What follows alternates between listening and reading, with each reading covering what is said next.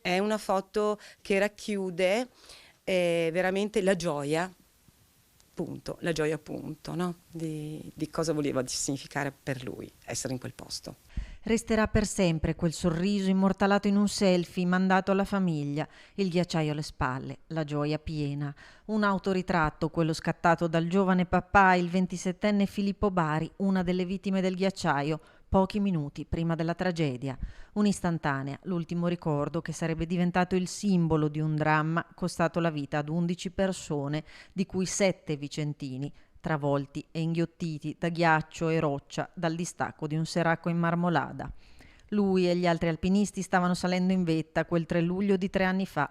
Filippo con i suoi amici, Paolo Dani, 52 anni di Valdagno, Nicolò Zavatta, il più giovane di tutti, 22 anni di Barbarano. Eccoli insieme, in una foto scattata da Riccardo Franchin, uno dei sopravvissuti. Ricordo di quei giorni e di quel giorno terribile, e non ti lascia mai.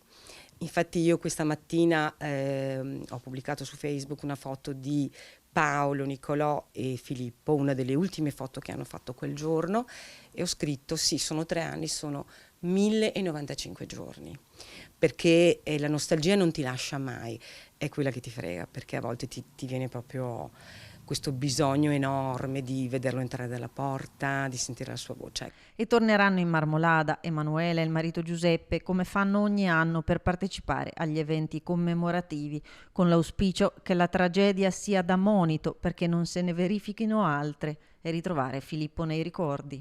E già da piccolino me lo portavo sulle spalle con lo zaino, era tranquillissimo, si addormentava nelle spalle, bellissimo.